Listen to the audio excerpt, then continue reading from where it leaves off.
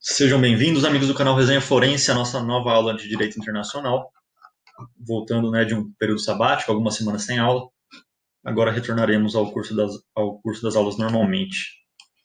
Vou diminuir.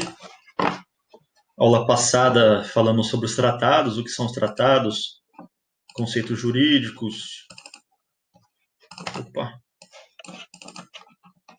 Conceitos jurídicos, diferença entre memorando de entendimento e tratado, etc. Hoje ainda falaremos sobre os tratados e também usaremos a Convenção de Viena. Quem não viu a aula passada, sugiro que veja, porque é importante até para a aula de hoje. Começaremos com as reservas. O que são as reservas? Bom, as reservas são um instrumento criado de modo muito inteligente para evitar que pequenas discordâncias, pequenas dissonâncias entre as partes que estão discutindo um tratado inviabilize a própria formação desse tratado. O tratado, por exemplo, tem 200 artigos. Uma parte, um país X, não concorda com o artigo 137. Ao invés de abandonar o tratado, não quero fazer parte disso, ele simplesmente faz uma reserva. Eu me oponho ao artigo 137, não vou me obrigar a ele. Plenamente possível. Mas, tecnicamente, a definição do tratado a gente vai encontrar no artigo 2º, inciso D da própria Convenção de Viena. Vamos lá.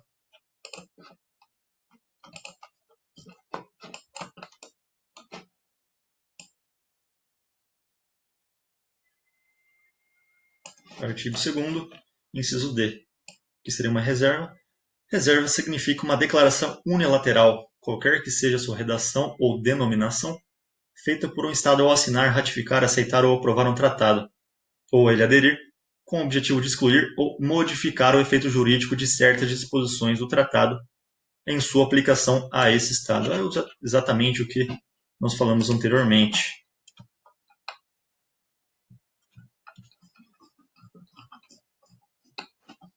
Só que, como tudo no direito, há exceções. Há casos específicos em que as reservas são impossíveis, são inoponíveis. Quais são elas? Quando o próprio tratado dispõe dessa maneira, o tratado dispõe, nesse caso desse tratado, as reservas são impossíveis. O tratado pode muito bem fazer isso, não há nenhuma vedação. Segunda proibição, contra o próprio sentido do tratado. Veja bem, não pode haver uma reserva contra o próprio espírito do tratado. Por exemplo, um tratado que proíbe a exploração de petróleo em matas nativas. Eu não posso fazer uma reserva. Não, eu vou explorar petróleo em matas nativas. Claro que não posso fazer isso, porque isso seria uma reserva que se opõe, que vai de encontro, que contraria frontalmente o próprio espírito do tratado. Então, é um tipo de reserva impossível. No último caso, seria proibida a reserva em tratados bilaterais. O que seriam os tratados bilaterais? Formados entre dois países. Por quê? Porque aí simplesmente os países podem conversar. Não gostei dessa cláusula, vamos colocar dessa maneira. Então, ao invés de fazer uma reserva, os próprios países podem combinar entre si. Então, não há problema. Seria impossível fazer uma reserva em tratados bilaterais entre dois países. Vou dar um exemplo prático para vocês do que seria uma reserva. Note que na própria Convenção de Viena sobre os direitos dos tratados, o Brasil ratificou com reservas. Note bem a importância que o Brasil deu a essas reservas. Aqui, logo na cabeça da lei, o Brasil promulga a Convenção de Viena 9 com reserva aos artigos 25 e 66. Vamos lá no artigo 25 ver qual é a reserva que o Brasil fez. Um tratado, uma parte do tratado aplica-se provisoriamente enquanto não entra em vigor, se o tratado assim dispuser ou os estados negociadores assim acordarem por outra forma. Por que o Brasil fez isso? Porque esse artigo vai de encontro, esse artigo contraria a própria Constituição, que exige que os tratados gravosos sejam internalizados pelo próprio parlamento, pelo Congresso brasileiro. Então isso aqui ia dar uma confusão danada, ia chegar no STF, o STF ia ter que decidir. Então por isso o Brasil resolveu fazer uma reserva em relação a esse artigo. Muito bem. Sobre a denúncia. Um tratado pode ser denunciado Em alguns casos, na verdade. Esse é um tema um pouco complexo para o direito internacional. Quando o tratado dispõe, em seu finalzinho lá, as partes podem denunciar em tais casos. Denunciar significa sair do contrato, significa se excluir, não mais fazer parte. Então, quando o tratado traz essa possibilidade, não há maiores divergências, é possível plenamente. Agora, quando o tratado é silente, é mais complexo. Aqui eu vou usar a ideia do professor Rezec, professor Francisco Rezec. Ele diz que quando o tratado é silente, depende, caso a caso. Tem que ver o espírito do tratado, tem que ver qual é a finalidade do tratado. Se ele, por sua finalidade, possibilitar a renúncia, renúncia é possível. Se for um tratado que não, por seu espírito, ele dá a entender que a denúncia é impossível, as partes não podem sair, elas se vinculam para sempre com o tratado. Isso é o que defende o professor Rezec. Certo. Agora vamos para o próximo tema, que é a internalização. Isso aqui seria um tema propriamente dito do direito interno, seria do direito constitucional. Porém, como traz reflexos diretos para o direito internacional, não há problema. Eu vou falar aqui rapidamente e não custa nada vocês aprenderem de novo. Pode ver na aula de direito constitucional e na aula de direito internacional, sem problema. Há dois procedimentos: o procedimento simplificado e o procedimento multifásico. O procedimento simplificado é quando o tratado não impõe ônus gravosos para o Brasil. Seria um acordo executivo. A título de exemplo, posso dar para vocês os memorandos bilaterais de cooperação de infraestrutura, ou MCOs, em que os países criam um espaço de colaboração institucional visando facilitar investimentos. Isso o presidente pode assinar e da parte da assinatura já está valendo. Não precisa passar pelo Congresso. De outro modo, o procedimento multifásico, que é muito mais complexo, muito mais demorado, muito mais... ele exige sim a aprovação do parlamento. Por quê? Porque a Constituição assim exige. Vamos lá no artigo 49. Veja bem, artigo 49 é da competência exclusiva do Congresso Nacional resolver definitivamente sobre tratados, acordos ou atos internacionais que acarretem encargos ou compromissos gravosos ao patrimônio nacional. Esse é o caso em que os tratados exigem aprovação parlamentar. Procedimento multifásico, como o próprio nome já diz, muitas fases. Primeira, negociação. Aqui seria a própria negociação do tratado. O tratado é negociado entre os países, entre os sujeitos de direito internacional, não necessariamente países, como eu já expliquei, pode ser organizações internacionais, não há problema nenhum. Segunda fase, congelamento. Congela-se o texto do tratado. Esse texto não será mais discutido. Essa será a norma. Aí cada país faz o que tem que fazer. Se o país dispõe que tem que passar pelo parlamento, o país manda para o parlamento. Mas ele vai ter a segurança de que esse texto não vai mais mudar. É daquela forma. Terceira fase, a apreciação do Congresso. É um trâmite, de certo modo, muito moroso. Porque primeiro ele vai para a Câmara dos Deputados. A Câmara dos Deputados manda para as comissões relativas ao tema daquele tratado, mas obrigatoriamente vai mandar para a Comissão de Relações Exteriores. Depois volta para o pleno da Câmara. Se aprovado, sobe para o Senado. O Senado vai votar também. Aprovando o tratado, o presidente do Senado, ele vai editar um decreto legislativo. Feito esse decreto legislativo, finalmente vai para o presidente. O que o presidente vai fazer? Ele vai ratificar esse decreto legislativo por meio de um novo decreto, o decreto presidencial, o decreto executivo.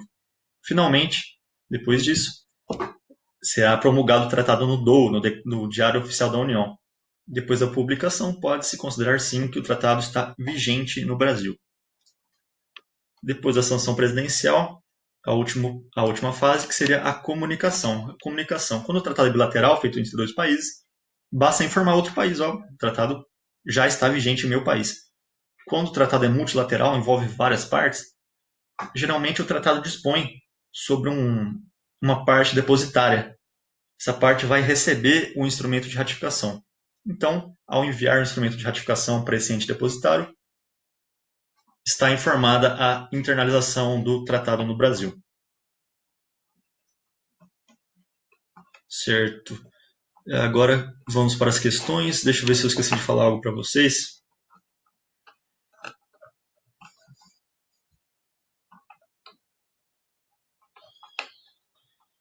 É isso mesmo, a aula de hoje é basicamente isso. Só lembrar que eu falei na aula passada para vocês, mas eu quero chamar a atenção de algo muito específico aqui. Deixar isso bem claro. A Convenção de Viena sobre o Direito dos Tratados, ela fala apenas sobre os estados. Veja aqui quando a gente falou sobre as reservas. Reserva significa uma declaração unilateral, feita por um estado. Veja bem que a lei, essa convenção, versa apenas sobre estados, mas nada impede que outro sujeito de direito internacional ele faça um tratado, ele faça uma reserva, enfim. No direito internacional, um tratado pode ser firmado por qualquer sujeito de direito internacional, não só estados. Porém, essa lei específica, a Convenção de Viena, só fala sobre os estados. Então, se cair uma questão lá que um tratado é só firmado por estados, está errado. O tratado pode ser firmado por outros entes. Porém, se cair uma questão que diz que a Convenção de Viena fala apenas sobre estados, sobre tratado entre estados, está correto. Para deixar isso bem claro, para não ter confusão. Dito isso, vamos encerrar nossa aula com as questões. Sugiro que vocês pausem aí. Deixa eu diminuir a tela para a questão ficar totalmente na tela para vocês. Vou diminuir um pouco aqui, porque essa questão é grande.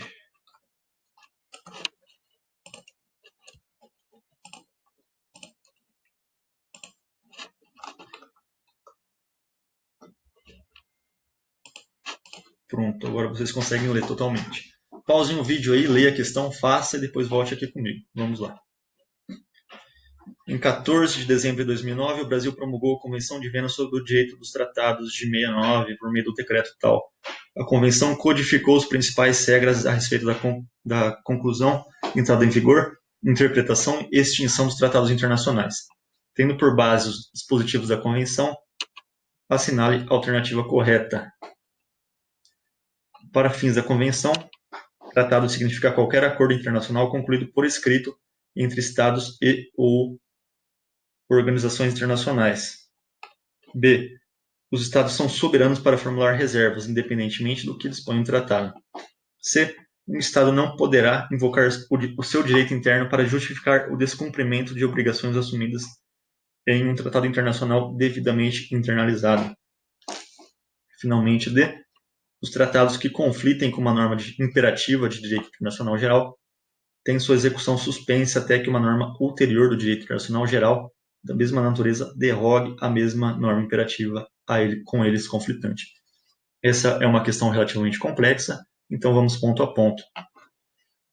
Para fins da Convenção, tratado significa qualquer acordo internacional concluído por escrito entre Estados e ou OAIs. Acabamos de falar isso. As OAIs, de acordo com a Convenção de Viena, não formulam tratados. A Convenção de Viena dispõe apenas sobre Estados. Então, essa aqui está errada. Os Estados são soberanos para formular reservas, independentemente do que dispõe o tratado. Também não, vimos na aula hoje. Os casos em que as reservas são proibidas. C. Um Estado não poderá invocar o seu direito interno para justificar o descumprimento de obrigações assumidas em um tratado internacional. Exatamente. Essa está correta. Vamos ver o artigo 27 da Convenção de Viena. É exatamente isso que fala o artigo 27.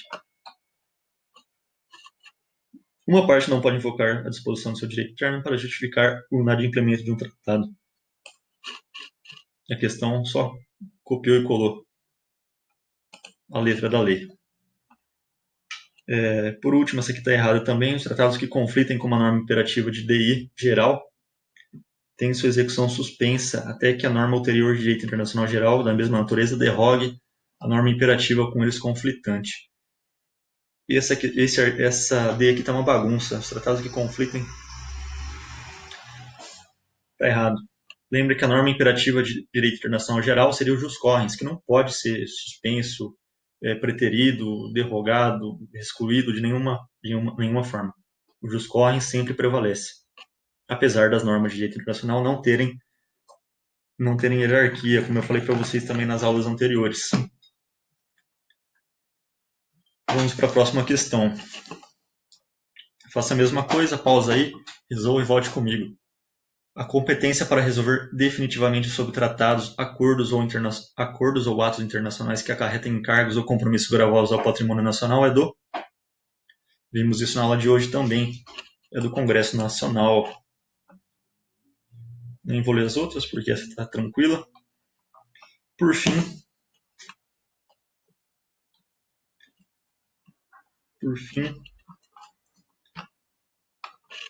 diminuir aqui para vocês conseguirem resolver.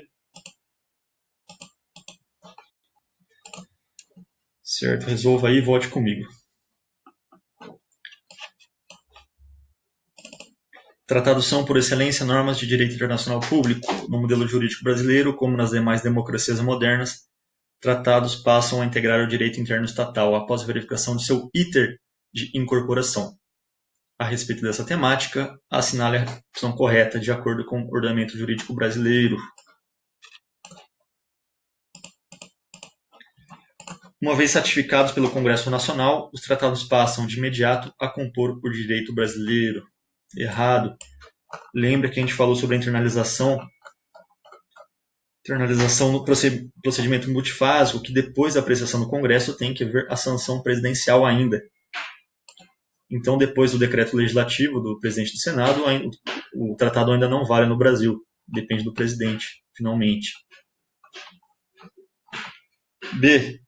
Aprovados por decreto legislativo no Congresso Nacional, os tratados podem ser promulgados pelo presidente da República. Bom, aparentemente esse é o correto. Vamos seguir. Uma vez firmados, os tratados relativos ao Mercosul, ainda que criam compromissos gravosos à União, são automaticamente incorporados, visto que são aprovados por parlamento comunitário. Está errado essa questão, porque ela contraria a Constituição, que diz que os tratados gravosos têm que ser internalizados pelo Congresso, têm que passar pela chancela do parlamento. E por último, a D. Após firmados, os tratados passam a gerar obrigações imediatas, não podendo os Estados se eximir de suas responsabilidades por razões de direito interno. Após firmados, os tratados passam a gerar obrigações imediatas. Não, está errado também. Dependendo do país, ele tem que ser internalizado. Não basta ser firmado. Ele assinou o tratado. Se ele gerar obrigações gravosas ao Brasil, ele tem que ser internalizado pelo nosso ordenamento. Então, não é automaticamente, como fala a questão. Então, correto está a B.